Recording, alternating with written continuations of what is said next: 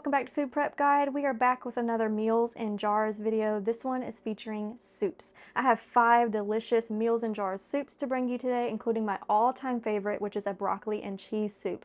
Now, it is not considered safe to can dairy or thickeners like flour, so our recipe will not contain either one of those, and I will give you tips for how to can that safely. Now these are soups, and so I'm not going to be cooking these up for you. You will just dump them in the pot and heat them up and go, with the exception of the broccoli and cheese soup. So stay tuned to the end of this video and I will show you how to turn our broccoli and cheese soup starter into ready to eat, absolutely delicious, thick and creamy broccoli and cheese soup. All of these recipes we're going to can today in one canner load. Some of the recipes only need to can for 75 minutes at my elevation, but most of them need to can for 90 minutes. So we're going to go ahead and can the entire batch for 90 minutes. It is absolutely okay to can something for longer than the recommended time, just not fewer or lesser than the recommended time. So it's perfectly fine to go ahead and can all of these jars in as 90 minutes. And I will also want to note that these are going to all be raw packed. Now some of the ingredients will need to be cooked, and I'm going to show you and give you tips and examples and let you know everything that needs to be slightly pre-cooked or rehydrated and all of that. We're going to discuss all of that as we fill up our jars, but for the most part, these are going to be raw packed, layered soups that we can just plop into our jars and put into our canner. We're not going to be bringing anything to a boil or cooking actual soups. All of the cooking time will take, or the cooking process will take place in the jar during the canning process, which is one of the reasons why I absolutely love canning soups and meals in jars, because they are so easy peasy. Okay, let's get started. By the way, if you would like help building your food storage, scroll down to the description box of this video and click this link for our free 1-year food storage plan. We calculated a year's supply of food for one person, then broke that data down into a week-by-week list of items to build your pantry on a budget. We'll send it straight to your inbox. If you're new here, we invite you to subscribe and hit the notification bell so you don't miss all of our upcoming food preservation, pantry storage, and gardening tutorials. Now back to the kitchen. Here are all of the ingredients we're going to be working with today. I've got them all pre-measured out. So let's get rolling on that first recipe. The first recipe we're going to start with is a lentil soup with carrots and tomatoes. We need to start with 1 cup of lentils. Now our lentils do need to be fully rehydrated. So what I did to prepare these lentils was I put them in a pot of water and brought it to a boil. I boiled for 5 minutes, and then I removed from heat and just let them sit in that cooking water for the remaining time while I was prepping all of the rest of my ingredients, which took approximately 30 minutes, and they are fully rehydrated. So 1 cup of lentils. And to that, we will add 1 cup of carrots. When we're canning, we do need to peel our carrots just like we need to peel potatoes. Everything needs to be peeled, especially our root crops. So these these carrots are both peeled and chopped. We need 1 cup.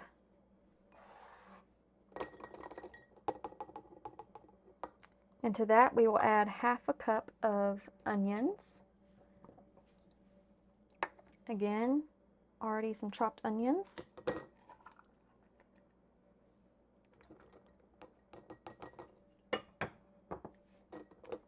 Next, we need 1/2 cup of tomatoes, some chopped tomatoes. If you had to use diced tomatoes in a pinch, you could totally do that if you needed to. And then 1 teaspoon of garlic. This is minced garlic. Get a teaspoon of that. Next is 1/2 teaspoon of paprika.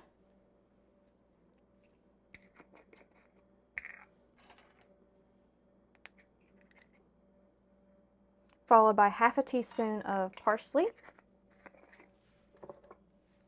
This is dehydrated parsley, or actually I think I freeze dried this batch. I think my vacuum sealed. Yep. I'm going to reach in there, kind of crush it up a little bit, because like I said, I freeze dried these from the garden and they're in really big leaves. I need to do a better job of crushing them up before I put them in the jar next time. But anyway, 1/2 teaspoon of parsley. And next we need half a teaspoon of salt. You can use any kind of salt here. When we're canning, we do need to use just plain salt with no anti-caking agents, no additives. And last but not least, a quarter teaspoon, well, not last but not least, but as far as seasonings go, a quarter teaspoon of pepper. Most of our soup recipes today are going to have a beef broth base. One of them is going to be chicken, but in order to do our beef broth, I don't have any beef broth ready. That's a tongue twister. But you can simply just add some beef bouillon, or in this case, beef broth powder. You can also do chicken broth if you would prefer. You can even just top this off with just plain water. But to make this as flavorful as possible, I do want that beef flavor in there. So for a quart jar, I'm going to do 2 tablespoons of beef bouillon. Orrington Farms is my favorite brand. And then when we top it off with water, it will create that beef broth for us. And that is the step that we're at now, is simply topping it off with water. Got a half gallon of water over here. And we need to top it off to 1-inch headspace. There aren't any really greasy ingredients in here, so I'm going to go all the way to 1 inch. I give myself a little bit more than 1 inch when I am working with greasy foods, like if it has some kind of meat in it. One of our recipes has sausage in it, so I'm going to give myself a little bit more than 1 inch headspace on that one. Okay, you just saw me debubble, and I'm going to see if I need to adjust my headspace any. I need a teeny tiny bit more water. Okay. Let me wipe my rim. Okay, wipe my rims. Get a new clean lid. Just off camera over here, I have a pot of water where I am just have very low heat on these lids here. Not boiling them at all, just letting them soak in some hot water on a very, very, very low simmer. Ring to fingertip tight, and this jar is ready to go into our canner. Notice that my canner is not even plugged in yet. It's not even turned on, and that's because since we're raw packing all of these jars, our canner needs to be room temperature, our jars need to be room temperature, all of our ingredients need to be room temperature. So I'm not even going to turn on my canner and prepare that until it's time to can. Although I did go ahead and put in 3 quarts of water in the bottom of my canner, which is standard for most pressure canners. But be sure to check your manual and see exactly how much water you need to put in the bottom of your pressure canner. Okay, moving on to the next recipe. Where's my lid? We are going to do turn the page here, sausage and bean soup. Sausage and bean soup. So for this, we need 1 cup of sausage. Anytime that we are canning with ground meat, whether it's ground beef, ground sausage, ground turkey, anything that's ground, it needs to be cooked approximately 80% of the way through. And what that does is it prevents it from just canning up into one big glob. Picture how dense raw ground meat is, and that is a potential issue with heat penetration. So in order to prevent that, we go ahead and cook it a little bit. When I am looking for an 80% of the way through for canning meat, I simply look for most of it is brown with some pink, a little bit of pink meat still mixed into it, and that's where we're at with this sausage. So this is 1 cup of about 80% partially cooked sausage. And I also let it sit on a paper towel for just a little bit to kind of take some of that fat, to kind of soak up some of that grease, although it is still very greasy, as you can see. In fact, I need to wash my hands real quick. Okay, clean hands. So next we're going to add some beans. We need a 1/4 cup of pinto beans and a 1/4 cup of black beans. Now you can use whatever beans you like for this recipe. It doesn't have to be pinto or black beans. But basically we need a 1/2 cup total of some sort of beans. When we are using beans in canning recipes, we need to make sure that they are partially cooked and basically rehydrated, but not fully all the way cooked. So what I did to prepare these was very similar to what I did for the pintos, and I brought them to a boil, but I let them boil for 30 minutes, and then I took them off of heat and just let them sit there and soak while I prepped all the rest of the ingredients. So they're not fully cooked, they're still, a little bit hard, but they're definitely already softened and have already started that cooking process. So a half cup total of beans, whatever bean of your choice. I did a 1/4 cup of black and a 1/4 cup of pinto beans. Next, we need a 1/4 cup of onions.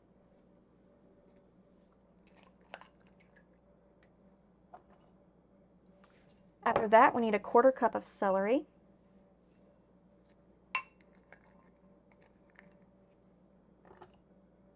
And to that, we'll add 1/2 cup of carrots. Where's my 1/2 cup? There it is. Remember, these are peeled first and chopped. Next is 1/2 teaspoon of garlic.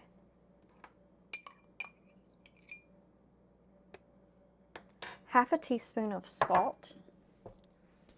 Let me dry off this teaspoon real quick before I put it in my salt.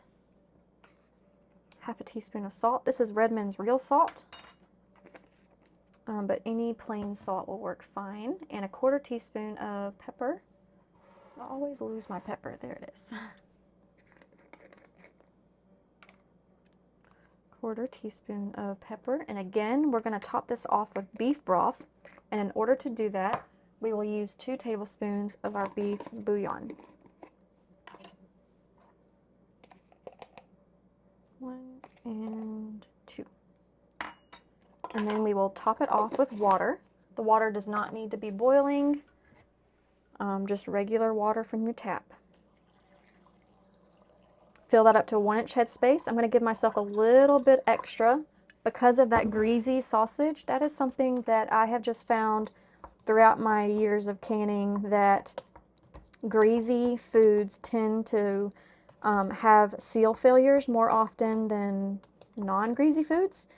So when I am working with especially greasy foods like this sausage, I'm going to give myself a little bit more than a 1-inch headspace. Let me give you a close-up of what that looks like. And I need to wash my debubbler really good.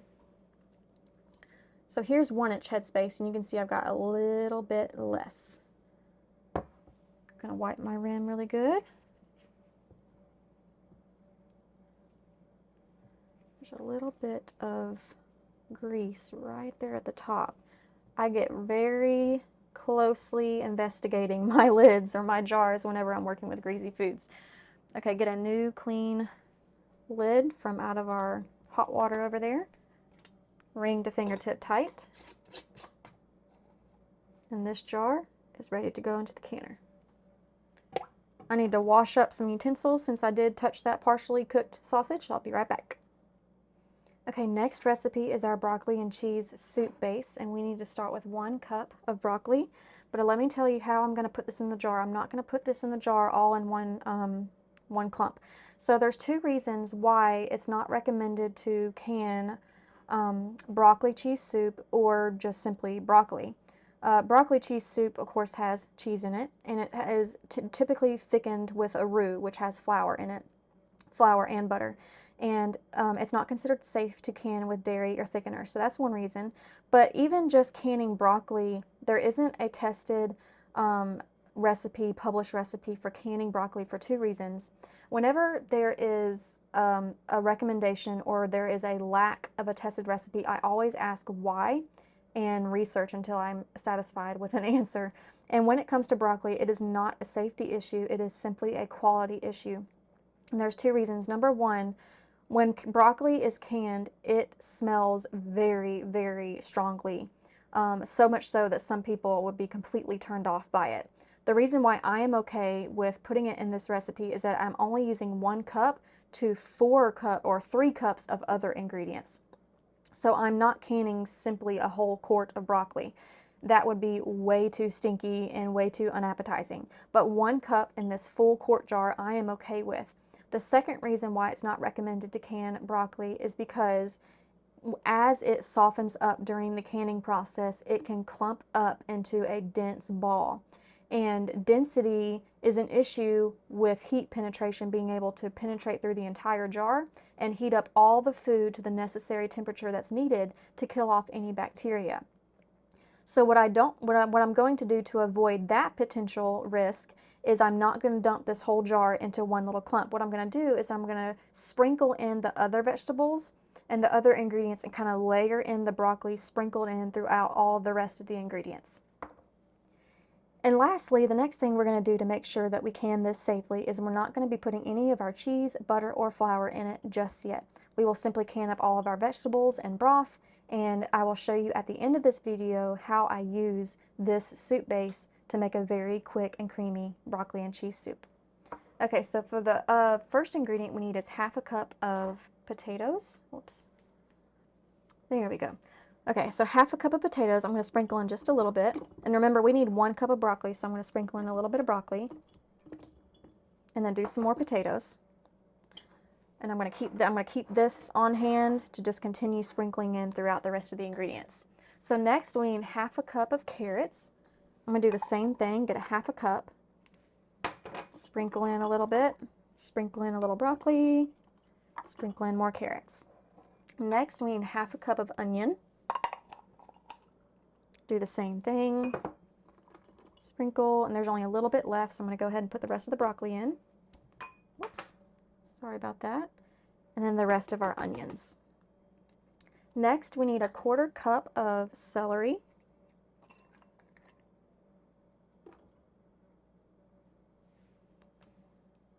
And then we're going to top it off with chicken broth. I don't have any chicken broth. Well, I do have some canned, but I don't want to pop open a can right now, or a jar right now. So I'm just going to use 2 tablespoons of my chicken broth base here.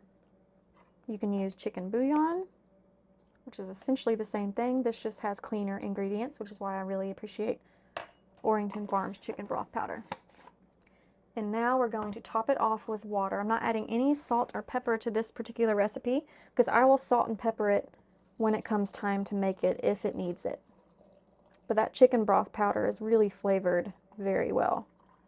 We're going to do that to 1-inch head space. Debubble it, mix it around, make sure all that broccoli is really good incorporated throughout the jar.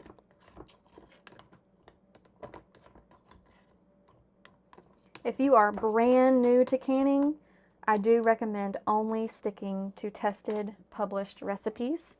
I need to adjust my headspace just a little bit. Because doing so really teaches you the safety aspects and the do's and don'ts of canning. I have canned these long enough to be comfortable with canning this broccoli and cheese soup base with all the stipulations that we've already gone over for making sure that it's safe. Okay, wipe my rim. New clean lid. Ring to fingertip tight. And into the canner. Let me give you a close-up of how that broccoli is distributed throughout the jar. There is no risk of it clumping, being that well distributed throughout the jar. Okay, into the canner it goes.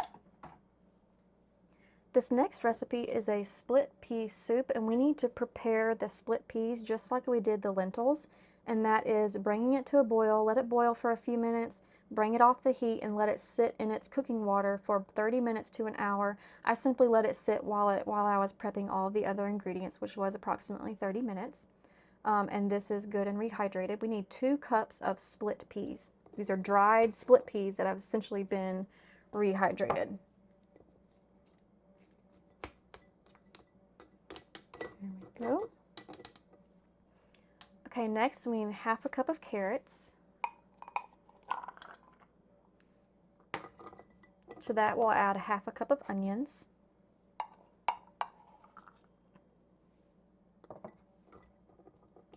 Now at this point I would like to add some ham. You can do about a 1/4 cup to half a cup of ham, but when I'm generally making this recipe, it's going to be after the holidays, either after Thanksgiving or after Christmas when we have some ham left over. But I didn't want to go to the store and just buy ham just for this one jar, so I didn't.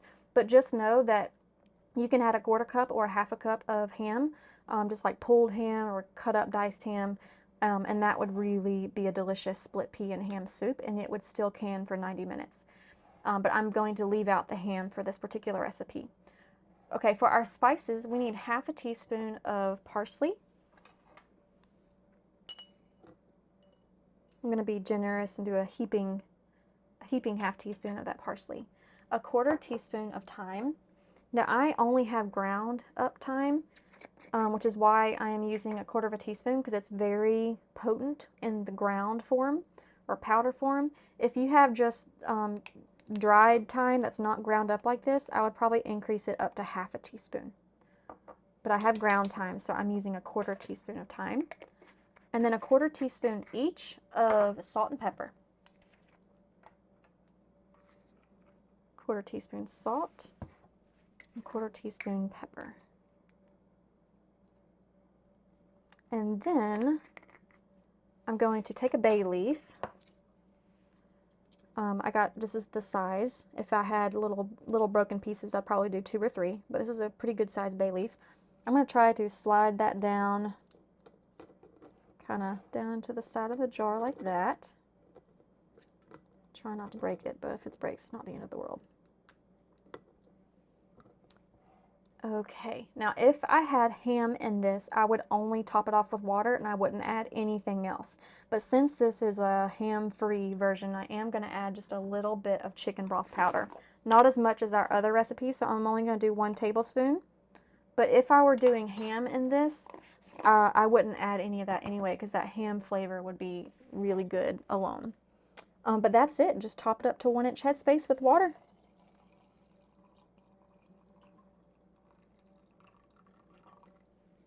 Debubble. Debubbling is especially important with split pea soup because we don't want all those peas to get in one huge clump down at the bottom. I guess it didn't matter if my bay leaf was nice and neat, was it? Because I'm going to stir it up anyway and I debubble. Okay, let's see if our headspace is okay. It's a little bit shy.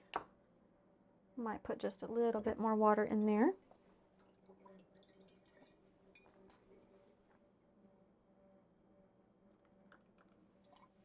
Okay. Wipe our rims.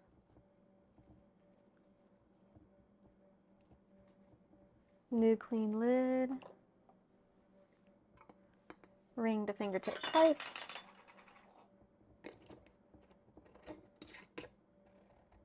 And it's ready to go into the canner.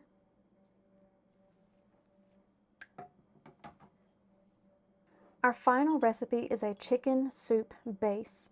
Now normally when I am making these recipes, I am making the whole canner load just 1 recipe, but I wanted to bring y'all 5 recipes, 5 of our favorites in 1 video.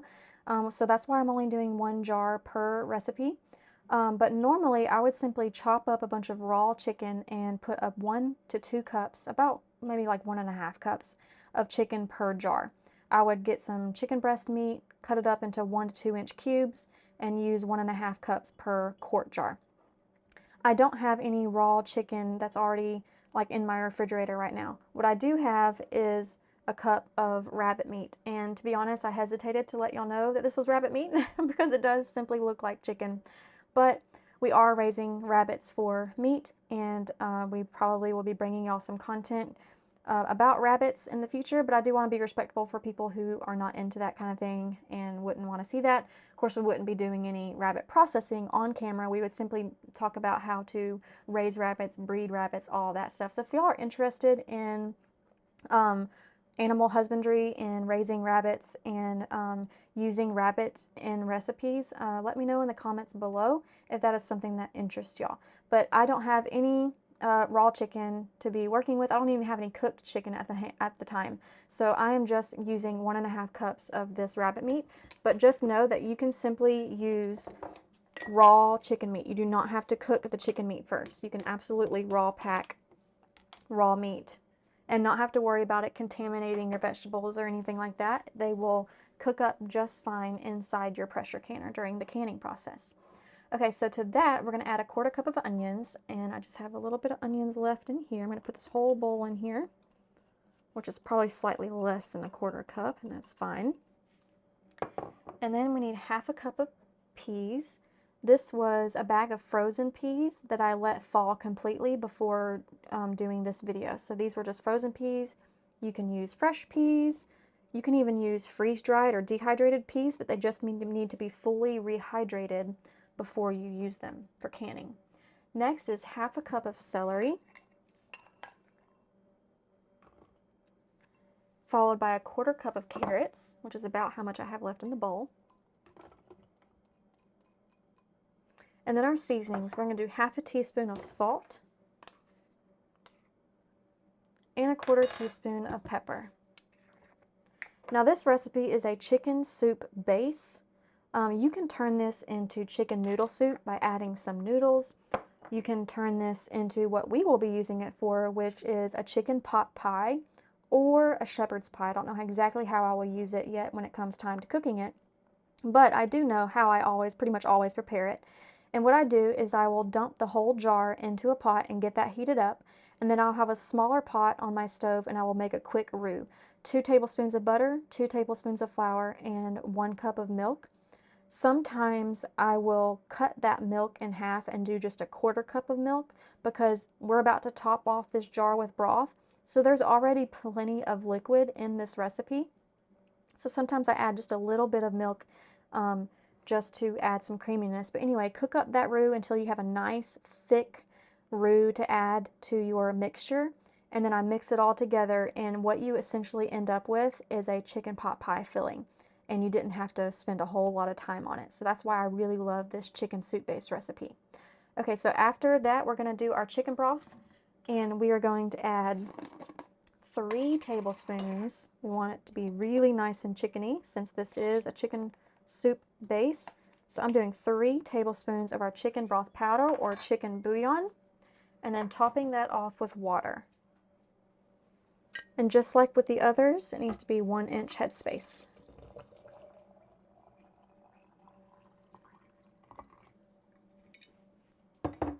Debubble and see if I need to do anything else with my headspace.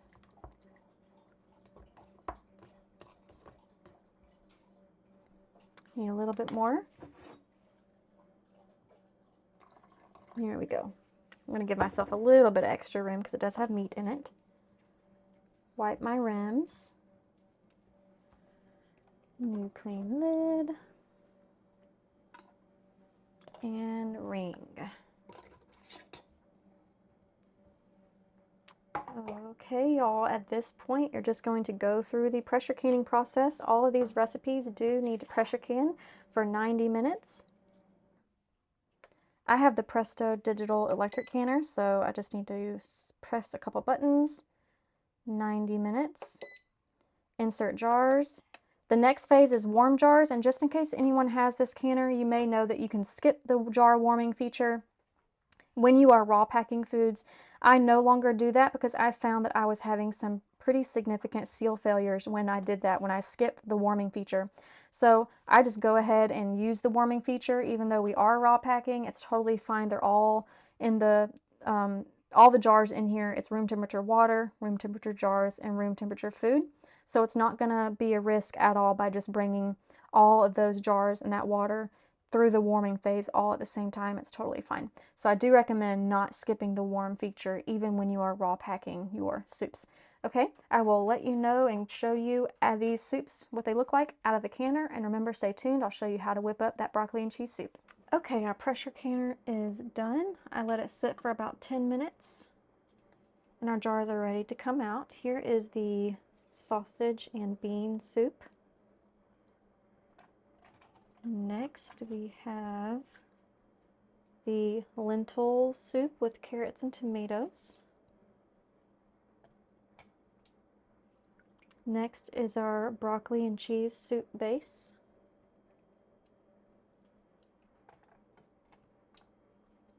Here's our chicken soup starter that we're going to be using for a chicken pot pie.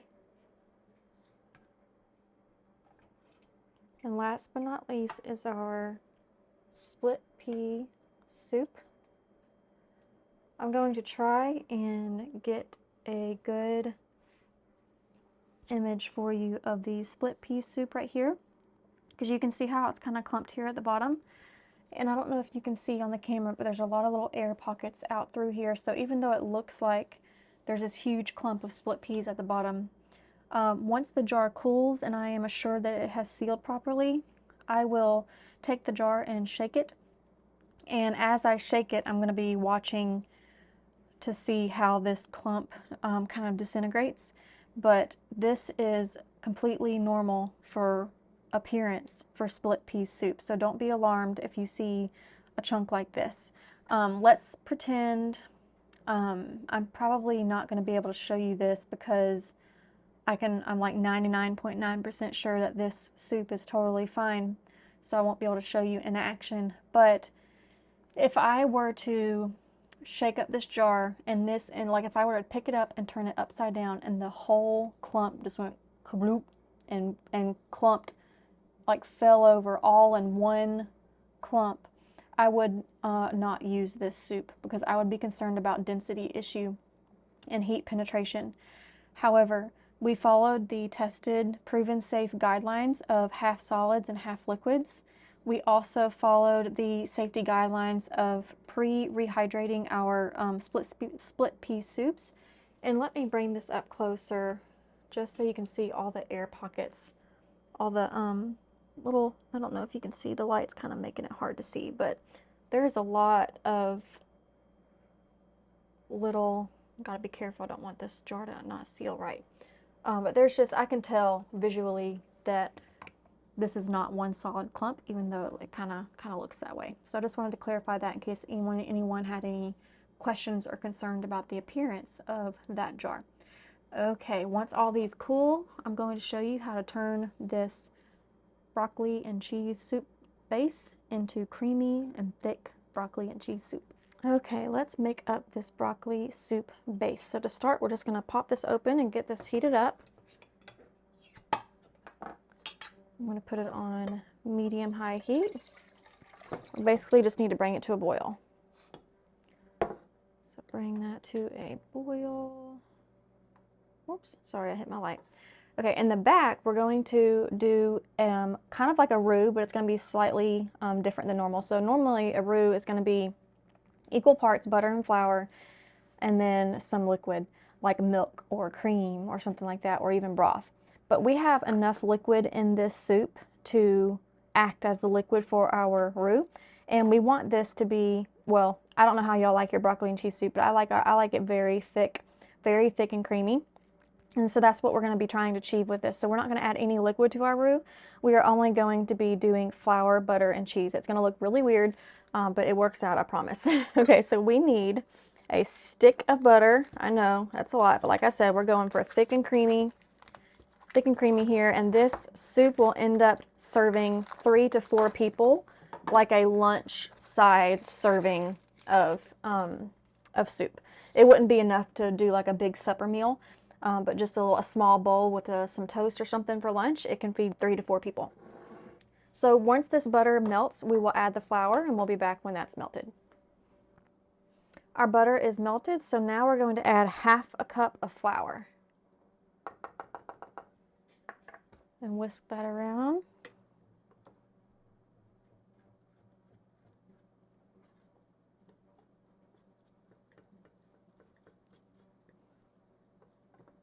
And then I'm just going to let, I'm just going to let this kind of bubble a little bit for just 30 seconds to a minute or so. Definitely don't want it to burn, but I do want it to get nice and thick.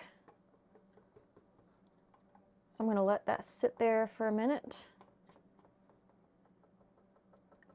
And then when we will add our cheese. Now the cheese, you basically want a cup of cheese. I have used all sorts of cheeses in this recipe, so we use whatever cheese you would like. I have even used just like square slices of deli cheese in a pinch when I've been out of other types of cheeses. So use whatever cheese you like. In general, you want 1 cup of cheese for this recipe. I don't ever typically measure when it comes to cheese, or I measure with my fist. I know that a good, pretty hefty fistful is about a cup of cheese. Do you see how it's bubbling? I'm just going to let that bubble just like that for about 30 seconds to a minute before I add the cheese. Today all I have is some just shredded Fiesta blend cheese from Walmart. I almost said McDonald's. Ooh, that'd be weird. Okay, so 1 cup of cheese. I'm going to give it just about 20 more seconds maybe. Bubbling nicely. It's good and thick. Our soup is bubbling, as you can see, so I'm going to turn that down to a low simmer while we finish up with this partial roux back here. Here's the cheese. And this is going to look really weird. It's going to turn into just one orange clump. I'm going to turn down the heat off, or yeah, I'm just going to turn the heat off. There'll be enough residual heat left to get this nice and melted. But I am going to go ahead and turn the heat off so it doesn't melt, so it doesn't burn. But it's going to look really weird. It's not going to look like your average roux. Like I said, we're going to use the liquid from the soup to be the liquid in our roux, so we're not going to add any liquid to this. The first time I made this recipe, I was convinced I did something wrong because it looked so weird, but it turns out great. In case I didn't mention this, I'm pretty sure I mentioned it earlier, but this soup does have a very strong broccoli smell, and that is the reason why we don't have a published recipe for canning broccoli, because it's not recommended to can. Like, I would never can pints or quarts of just broccoli. The smell would simply be overwhelming. But in this soup, remember, we didn't put a ton of broccoli in it compared to all of the other ingredients that are in it, and then we're going to even cut it more with this cheesy roux thickener, and it's going to be delicious, and the smell is not overwhelming at that point either. But if you have someone in your family who is especially sensitive to the smell of broccoli, they might not like this soup. Okay, I'm going to call this ready to go into the pot. So let me show you what it looks like. Everything just basically the cheese and being extremely nice incorporated. Yeah, that's basically all that is. Okay, so now I'm going to turn the heat off. I'm going to move broccoli soup off the heat just a little bit, not all the way. We do want a little bit of heat on there. And then just plop this in.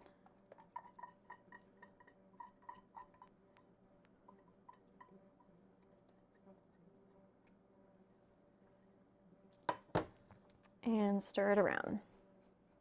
Now, if you like, you can adjust the thickness of this soup by how much flour to butter ratio you do in that roux step. So if you like yours extremely thick, you might even want to do more flour than what I did here. But you'll see the consistency in just a minute. As we continue stirring, it just continues to get thicker and thicker. Now, some people, and even me, sometimes at this stage, before I add the roux, I will take my immersion blender and pulse it 2 or 3 times in here to kind of make the vegetables a little bit smaller, a little bit more broken up, so the soup is not as chunky. It just depends on if you're wanting a smooth soup or a chunky soup. I'm kind of feeling the chunky soup today, so that's what I'm going to do. So therefore, I didn't use the immersion blender, but just know that that's a good option, and it is really tasty when you're wanting kind of a creamier texture. Oh, it smells so good. Okay, let me get a spoon and give you a good close-up of this deliciousness so you can see the consistency and kind of determine if you want to. Wow, I am completely out of spoons. I need to do dishes. Okay, here we go. Look how thick that soup is. To me, that is like the quintessential broccoli and cheese soup texture. This is what I absolutely love. So if you love that too, then you will want the ratio of 1 stick butter to ½ a cup of flour. Okay, y'all, we will bring you some more Meals in Jars videos soon. Hope y'all enjoyed, and we'll see you next time. Bye.